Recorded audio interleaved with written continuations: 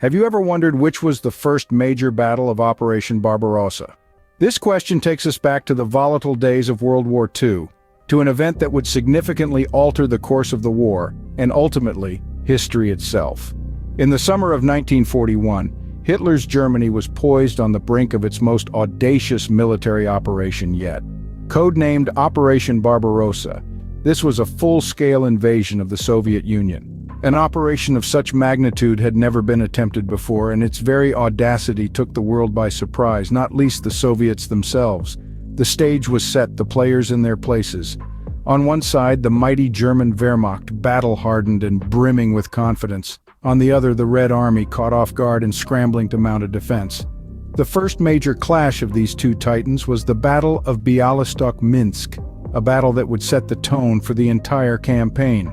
From June 22nd to July 9th, 1941, the German Army Group Center, spearheaded by the formidable Field Marshal Fedor von Bock, advanced rapidly into Soviet territory.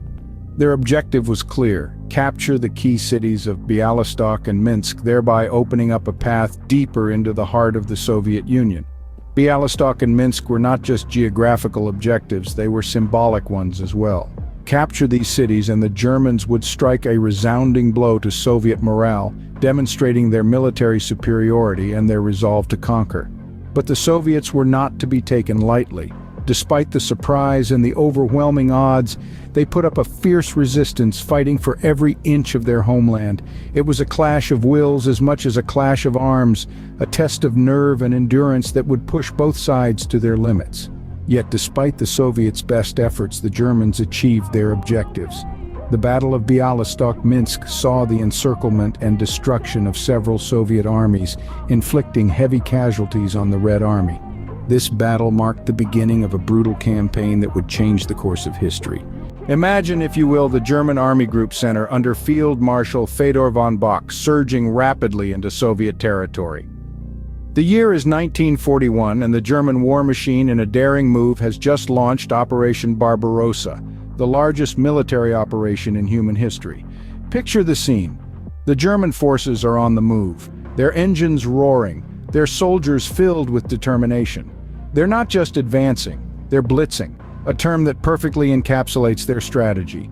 Blitzkrieg, or lightning war, as it was called, was all about speed and surprise. And in this case, it was devastatingly effective. The German Army Group Center, the spearhead of this massive invasion, is hurtling towards two key objectives: Białystok and Minsk. These aren't just any cities. They're strategic linchpins, gateways that, once captured, would open up a path deeper into the heart of Soviet territory. This is a high-stakes game, a chess match on a grand scale, with cities and armies serving as pawns and kings. The German commanders understand this, and they're playing to win. They know that if they can take Białystok and Minsk quickly, they can keep the momentum of their blitzkrieg going, keep the Red Army on the back foot, and it's working.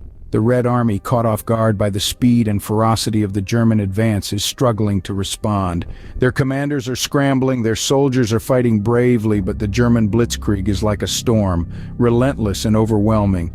The German Army Group Center pushes onward, its troops marching, its tanks rolling, its aircraft soaring. Every day they're getting closer to Białystok and Minsk, closer to achieving their strategic objectives.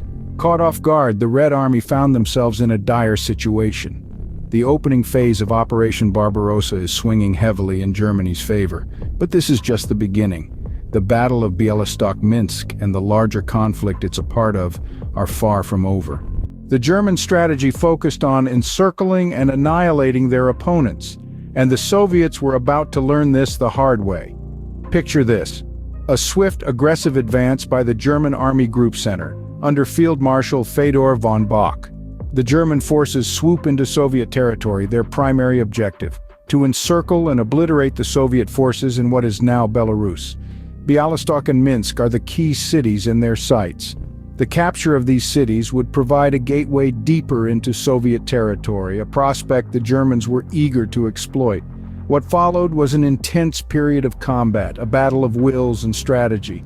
The German forces meticulously worked to surround several Soviet armies, including the Western Front and parts of the Northwestern Front. This was not mere warfare. It was a calculated chess game where the Germans were a step ahead, predicting and countering the Soviets' every move. But the Soviets were far from being passive pawns. They fought with a ferocity that was both admirable and desperate.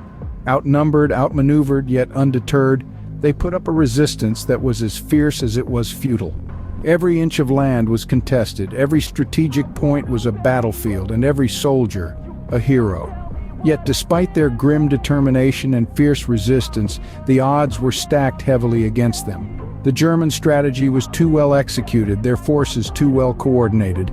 The encirclement was a trap that the Soviets could neither avoid nor break out of. They were trapped like fish in a net, with every attempt at escape tightening the noose around them. The outcome was devastating. The Soviets suffered heavy casualties, their armies decimated, their morale shattered, yet they held on. They fought not just for their motherland, but for their very survival. And in doing so, they wrote a chapter of courage and resilience in the annals of war history. Despite their best efforts, the Soviet forces suffered heavy casualties. In the wake of the German onslaught, the landscape of the Eastern Front was drastically altered. The Battle of Białystok, Minsk, a brutal clash from June 22 to July 9, 1941, had come to a close. What unfolded was a chilling preview of the horrors that World War II would continue to bring. The German Army Group Center, under the command of Field Marshal Fedor von Bock, had advanced with a terrifying speed into Soviet territory. The Red Army, caught by surprise, put up a fierce resistance, but the rapid advance of the Germans proved too much. Białystok and Minsk, key objectives for the Germans, fell into their hands, opening up a path deeper into Soviet territory. As the dust settled, the devastation was apparent. The battle saw the encirclement and destruction of several Soviet armies, including the Western Front and parts of the Northwestern Front. Despite the Red Army's determined fight, the Germans achieved their objectives, inflicting heavy casualties on the Soviets. This was a significant early success for the Germans in Operation Barbarossa. The rapid advance and encirclement tactics used by the Germans had proven devastatingly effective, leaving a once formidable opponent in disarray. The path was now open for the Germans to advance deeper into the heart of the Soviet Union. But this victory did not come without cost. The Germans too suffered losses, and the ferocity of the Soviet resistance was a grim reminder that the path ahead would not be easy. The Battle of Białystok, Minsk was but the opening act in a long and bloody campaign. As the echoes of battle faded, a new reality set in. The Eastern Front had been drastically transformed, and the course of World War II had taken a significant turn. The Battle of Białystok, Minsk, an early success for the Germans, had set the stage for the horrific battles yet to come. So why does the Battle of Białystok, Minsk hold such an important place in the annals of War II? This battle was the first major confrontation of Operation Barbarossa, the German invasion of the Soviet Union. It was a brutal testament to the power of the Blitzkrieg and set the stage for the rest of the German campaign. The Battle of Białystok, Minsk was part of the initial phase of the invasion, aimed at encircling and destroying Soviet forces in what is now Belarus.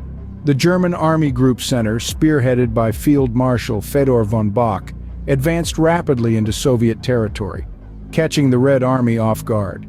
Białystok and Minsk, these were not just cities on a map for the Germans. Capturing these urban centers was crucial, as it would open up a path deeper into the Soviet heartland. The Germans were not just fighting for territory, they were fighting for momentum, for the psychological advantage. The battle saw the encirclement and annihilation of several Soviet armies, including the Western Front and parts of the Northwestern Front. Despite the fierce resistance from the Soviets, the Germans were able to achieve their objectives, inflicting heavy casualties on the Red Army.